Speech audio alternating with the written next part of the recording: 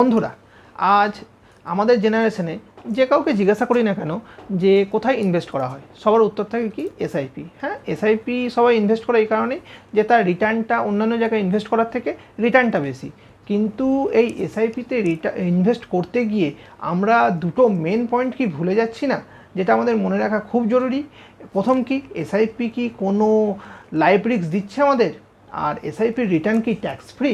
উত্তর কিন্তু না। এসআইপি কিন্তু আমাদের কোনো লাইফ রিস্ক দেয় না, আর এসআইপির রিটার্ন ট্যাক্স ফ্রি নয়। এসআইপি লং টার্ম রিটার্নের ক্ষেত্রে 12.5% ট্যাক্স কাটে, আর শর্ট টার্ম রিটার্নের ক্ষেত্রে 15% ট্যাক্স কাটে। ঠিক এই জন্যই এলআইসি নিয়ে এসছে একটা খুব সুন্দর প্ল্যান, যেটা আপনার ডাইরেক্ট মার্কেটে লিঙ্কড হবে, আর সেটা রিটার্ন এসআইপির সমান। আর সেখানে কি হবে, আপনার রিটার্ন পুরো ট্যাক্স ফ্রি, আর life risk 10 time life risk থাকবে। এবার আপনারাই ভেবে দেখুন, এসআইপি থেকে যে রিটার্নটা পাচ্ছেন সেটা 12.5% ট্যাক্স কাটার পর আপনার কাছে যেটা এলো, সেই রিটার্নটা কি সেম? ধরে নিচ্ছি এসআইপি থেকে আপনি 15% রিটার্ন পেলেন, সেই 15% রিটার্নের উপর 12.5% ট্যাক্স কাটলো, তারপর রিটার্নটা আসলো, তাহলে কি আপনার রিটার্ন 15% থাকলো?